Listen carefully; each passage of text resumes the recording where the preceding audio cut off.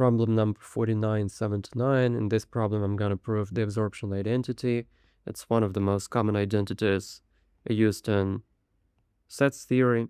So let's suppose we have A union A intersection B, and our goal is to prove that it is identical to A. So here's the proof that I'm going to show you today.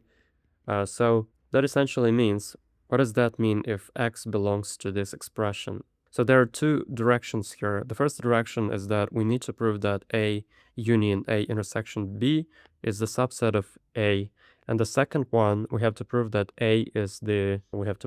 which is equivalent to, that A is the subset of A union A intersection B. So going in the first direction is that X is essentially belonging to A union A intersection B is logically equivalent to saying that X belongs to A, disjunction X in A, conjunction X in B, which is kind of equivalent to saying, or not even equivalent, that logically implies that X belongs to A. Why?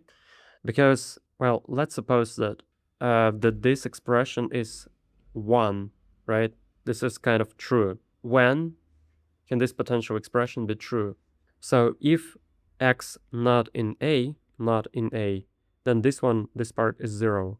Disjunction, then, here we go. Here's the 0, conjunction 1, right? But it gives you 0 anyway. So in order for this expression to be 1, to be true, X should be in A.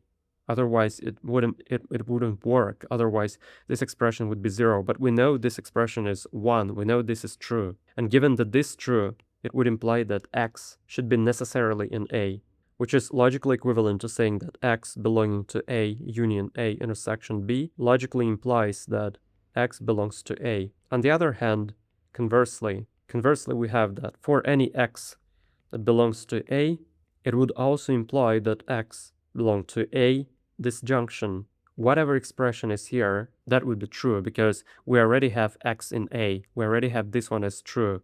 Whatever expression we have here, let's say that P, that should be true, right?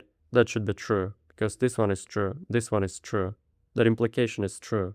Then essentially X belonging to A disjunction X in A conjunction X in B is already true, which is equivalent to saying that X belongs to A union A intersection B, which is logically equivalent to saying that if X belongs to A, logically implies that X belongs to A union A intersection B, which is equivalent to saying that A is the subset of A union A intersection B.